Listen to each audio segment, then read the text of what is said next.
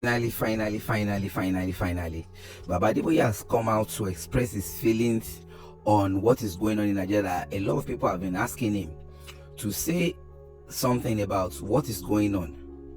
But now Baba finally analyzed everything, the whole thing, and said to Trump, and those people for you in Nigeria that have been thinking, oh, when this war starts, the West are going to help us. China is going to help us. Russia is going to help us. Baba said none of them will come. They will condemn all these acts in the strongest term, but they won't come. Yeah, first, let's deal with this first. When CGS Musa, when they just gave him the post, when was it, 2 days or 3 days ago, he came out, he said we need to build fence, we need to build border, we need to do this. I'm not going to lie to you, I was like, this is the joke.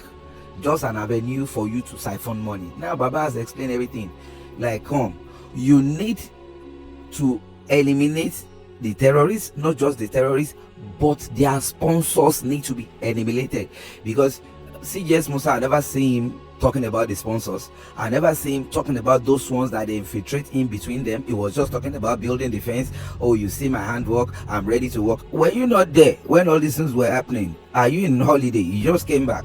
So Baba said, for you to put everything in order, we have to stand. And the reason why Baba came out to protest, that a lot of people have been saying, you can see Baba carrying banner, a lot of people have been saying, why Baba protest then and Baba didn't protest now? Baba said it's Khan that gave the order then that they should protest. It's not like he's the one that came out on his own, but he's not happy with the way the government is going. So Baba now explained the reason why he came out and telling Trump not to come. It's not the time for Trump to come now, because if Trump come, it's not what we're talking about that we'll be talking about. But still, he said, if all these people that have been given this post, if they are not capable of doing it, give them 3 months. Under 3 months, if you can't do it, then leave the post. What are you doing there?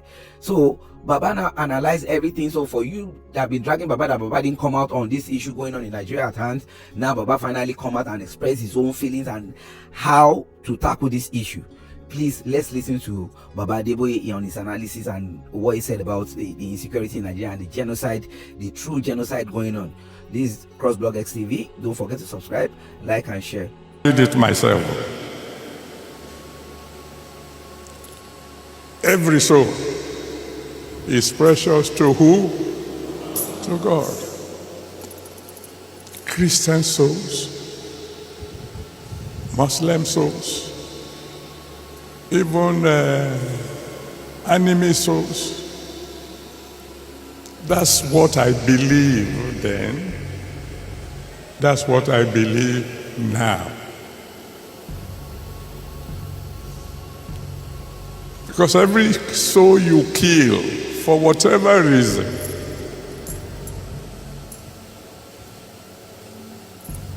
you are robbing God, the one who created every soul for his pleasure.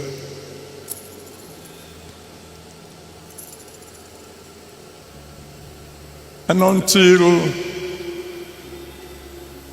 the president of Khan says something about the issue that is going on, I will not be talking. What do you mean you will not be talking? I mean, I won't be talking to the people outside. There's nothing wrong in me talking to my own children.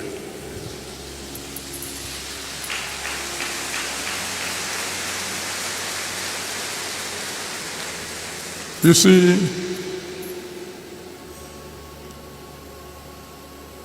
there was a time in Nigeria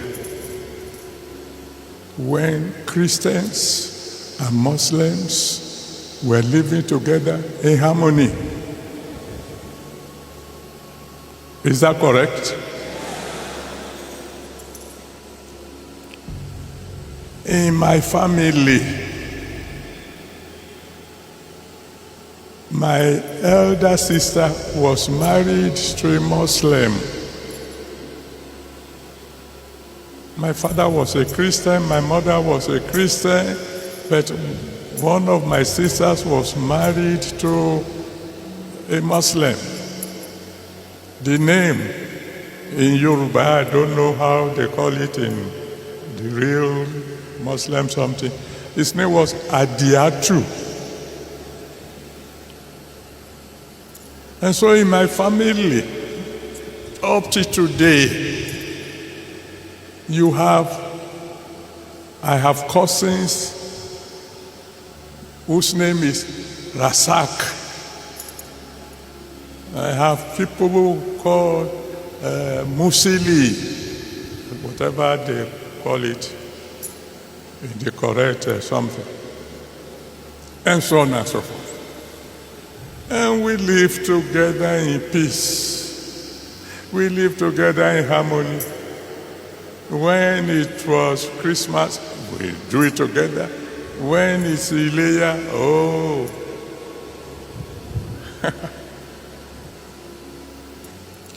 I had an uncle who loved me very well. And I tell you, anytime it was fasting time, I fasted. Not like him, oh.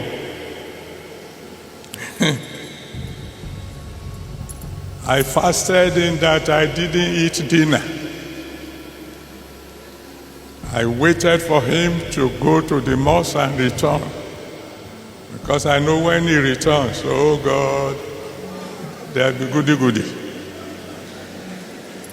So my own fast began when it was almost breaking time.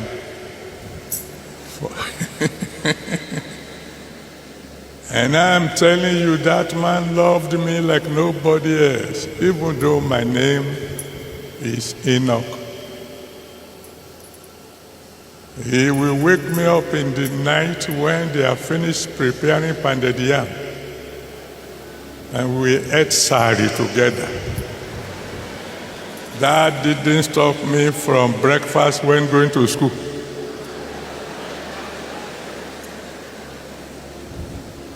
I mean, there was peace, there was harmony, there was no quarrel. Until some crazy people just decided to introduce religion into politics.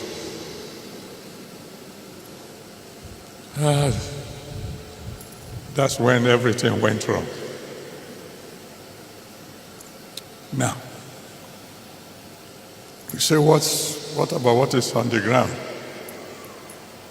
Well, I'm talking to you, my children. In my own usual quiet way, I had related to all the presidents who were around when this trouble started. What did you tell them?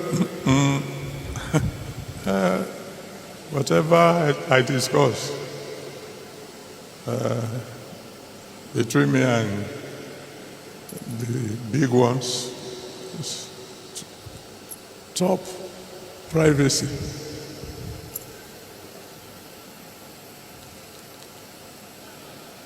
I have done my best,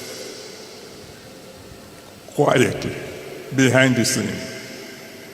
But as I've always told you, you can only advise the commander-in-chief. You can't command him. Because if you command the commander-in-chief, then you become the commander of the commander-in-chief. That doesn't make sense. But I've tried. And God is my witness.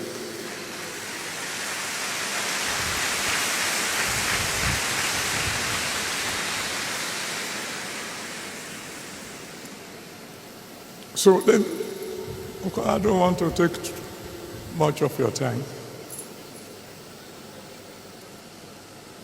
What should we do now? I'm talking to you as my children. If I were asked to make suggestions,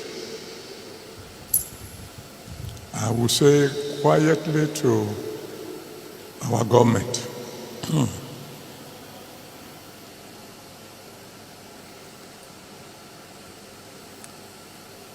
move fast.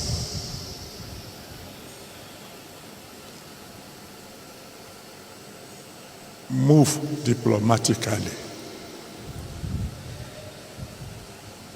Move wisely.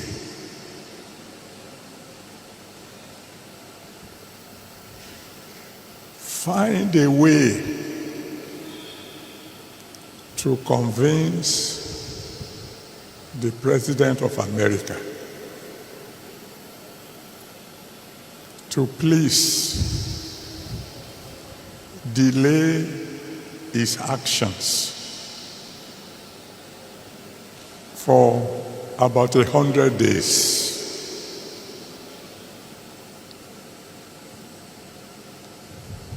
And then come home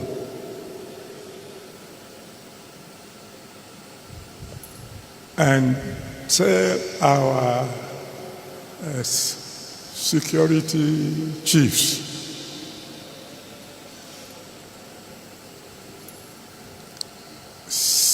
get rid of these terrorists within 90 days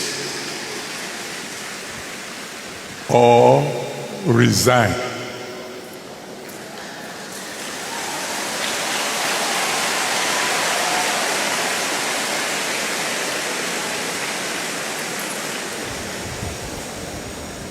Now that, I'm sure, will sound familiar to those of you who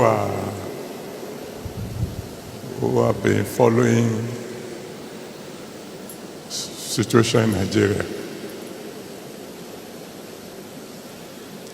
There was a president, unfortunately, he's dead now, that's Buhari,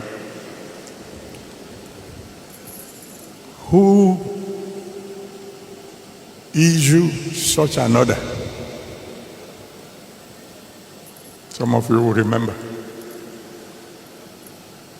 Who called the service chief together and said, I give you 3 months. Get rid of all these Boko Haram people or resign. He's not around to tell you who gave him that advice. He ran with that advice, but he didn't follow it through. Because he gave the order as the commander-in-chief of the armed forces. But, the security operatives moved fast. But 3 months went, and the work was not done. So I went to see him. It was in the news, so this time somehow the press got to know that I visited him. Of course, they were not there when we talked. And unfortunately, like I said, he's not alive now.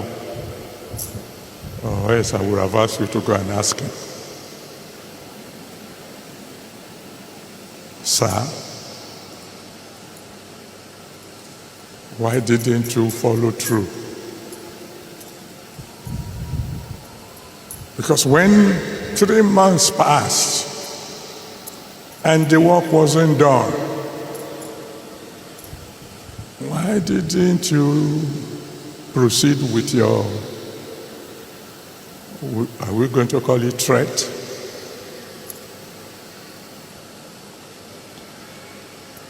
I won't tell you the details, But one thing came out of that meeting.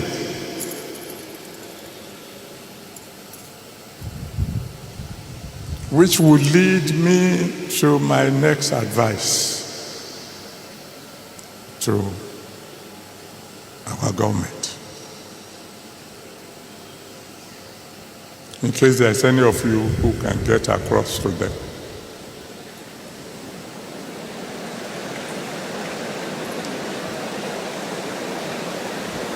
That when giving orders to the service chief this time round, we should make it clear to them that they are not only to eliminate the terrorists, they should eliminate their sponsors.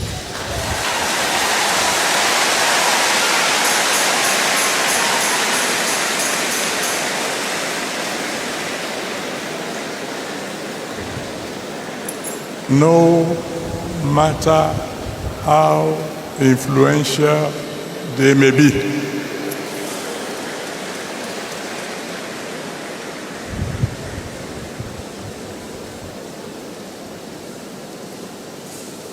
And when I say my people,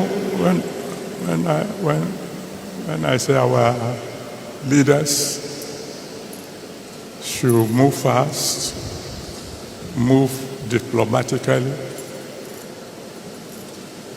they have to be and move wisely.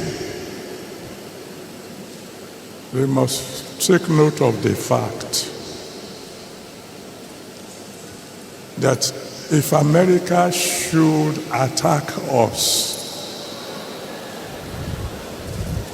China is not coming to defend us. Russia will not come to defend us. All the so-called world leaders, they will talk. They will condemn what America had done in strongest terms. But that's all they will do. That's all. Britain is not going to come and help us. No other foreign powers will come to our aid. This is not the time for joking. This is not the time for grammar. This is not the time for, I don't know a simple word for semantics. It's not the time when you begin to argue. Is it, what do you call it? Suicide, or what are they calling it? What's the language?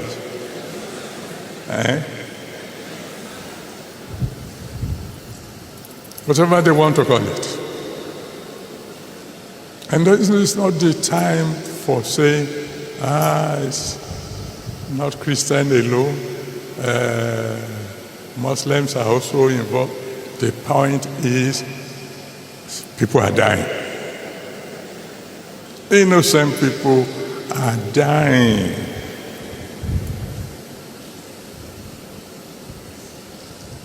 I almost spoke last month when I heard the speech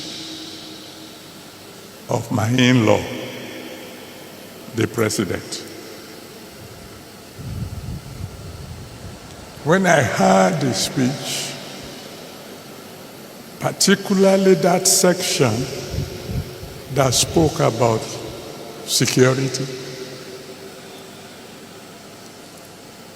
and you can go and listen to it again, where I heard him say, all is well now, that displaced people have returned to their villages, and I almost said, the one who wrote that speech for my president, my in-law, does not like him.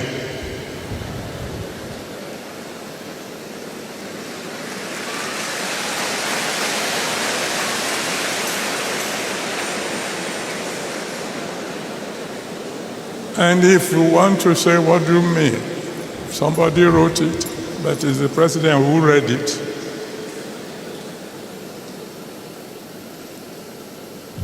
Didn't he read it before he read it? Well, if you put it that way, then my conclusion will be there are several people around my beloved in-law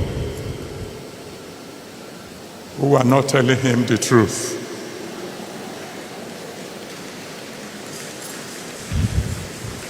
But that's all right, because, I think the following day in the newspapers we read about a traditional ruler being killed, whether in Kwara or Kogi, while the wife was hiding